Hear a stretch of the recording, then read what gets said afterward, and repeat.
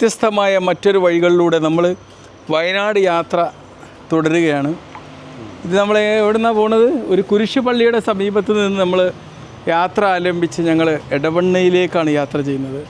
മാഷ ചാത്തല്ലൂർ വീട് പരിസരങ്ങൾ വഴിയാണ് ഈ യാത്ര പോകുന്നത്. ഒരു നൈറ്റ് റൈഡാണ് അല്ലേ? എന്താണ് ഇവിടുന്ന് ഞങ്ങൾ ഇങ്ങനെ കയറിപ്പെട്ട് പുല്ലൂരാ തുഷാരഗിരി റോഡാണിത് പറയുന്നത് അല്ലേ? അതെ അതെ. അപ്പോൾ നമ്മൾ യാത്ര ആരംഭിക്കുകയാണ്. യാത്ര തളിരിട്ട് താഴ്വരകൾ താലമേന്തവേ തണുവണി കൈകളുള്ള ആർദ്രമാക്കവേ മുകുളങ്ങൾ ഇതളണിയേ കിരണമം കാതിരണി ഉള്ളിൽ ആമോദത്തിരകൾ ഉയരും. ചിപ്പിലത്തോട് ഇതിങ്ങോട്ട് അടിവാരം റോഡ് അല്ലേ? ഇത് അടിവാരം, അത് വയനാട്. വയനാട്. ഇവിടുന്നാണ് നമ്മൾ യാത്ര തുടങ്ങുന്നത്. തുഷാരഗിരി. ഇവിടെയാണ് തുഷാരഗിരി അല്ലേ? Okay, thank you. രസകരമായിട്ടുള്ളൊരു ബൈക്കാണ് കണ്ടിരിക്കുന്നത്, അവഞ്ചർ ബൈക്ക്. Okay, Avenger. ഓ, ഭയങ്കരം. ശരി മാഷേ, അവസാനം നമ്മൾ യാത്ര ഞങ്ങൾ ഉദ്ദേശിച്ച യാത്ര തന്നെ സെലക്ട് ചെയ്തു കേട്ടോ. ഇത് തുഷാരഗിരി വെള്ളച്ചാട്ടത്തിലാണ് ഞങ്ങൾ എത്തിയിരിക്കുന്നത് അല്ലേ? ഇതാ ഒച്ച കേൾക്കാതെ, വെള്ളച്ചാട്ടത്തിൻ്റെ മനോഹര ഒച്ച. രാത്രിയായിട്ടും നമ്മൾ തുഷാരഗിരി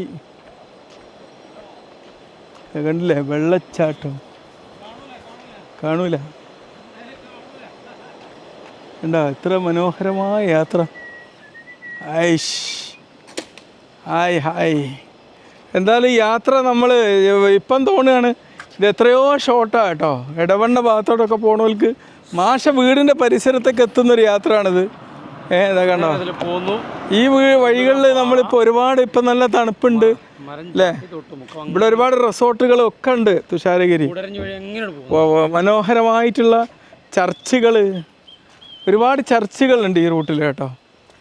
ചായക്കട ഉണ്ട്, നമ്മൾ അച്ചായൻ്റെ ചായക്കട അല്ലേ നിങ്ങൾ പറഞ്ഞത്? എന്ത് നാടൻ ഭക്ഷണം ഇറച്ചിയും കിട്ടുന്ന അച്ചായൻ തട്ടുകട ഇതൊക്കെ ഇവിടെയാണ്. വിളിച്ച് പറഞ്ഞാൽ അവിടെ എത്തും. അപ്പോൾ നമ്മൾ യാത്ര തുടരുകയാണ്. യാത്ര പുല്ലൂരാമ്പാറ എന്ന് പറഞ്ഞ സ്ഥലത്ത് എത്തിയിരിക്കുകയാണ്. ഓക്കെ, മനോഹരമായ ഒരു അങ്ങാടിയാണ്. അപ്പോൾ ഞങ്ങൾ വഴി തെറ്റിമോ എന്നുള്ള ആശങ്കയിൽ നിൽക്കുകയാണ്. വഴി തെറ്റിയിട്ടില്ല അല്ലേ മാഷേ? കൂടിഞ്ഞെത്തിയിരിക്കുന്നു അല്ലേ മാഷേ? ഇവിടെ അടിച്ചിട്ടിരിക്കുകയാണ്. റോഡ് ഒന്നുകൂടി മനോഹരമാക്കാൻ വേണ്ടി ഇവിടെ അടിച്ചിട്ടിരിക്കുന്ന കാഴ്ചയാണ് നമ്മൾ കണ്ടുകൊണ്ടിരിക്കുന്നത്. അപ്പോൾ നമ്മളെന്തായാലും വേറൊരു വഴിക്കൂടെ 3 കിലോമീറ്റർ അധികം യാത്ര ചെയ്യേണ്ട ഒരു സാഹചര്യം ഉണ്ടായത്. ഇത് നമ്മളൊരു പ്രതിസന്ധിയായിട്ട് കാണാതെ നമ്മൾ ഇതിനൊരു എക്സൈറ്റ്മെൻ്റ് ആയിട്ട് കാണുകയാണ്. അപ്പോൾ ഞാൻ വീട്ടിലോട്ട് പോകണമെന്ന് വിചാരിച്ച് എനിക്ക് ചിലപ്പോൾ ആശുപത്രിയിൽ തന്നെ ഹാൾട്ട് ചെയ്യേണ്ട ഒരു അവസ്ഥയാണ്.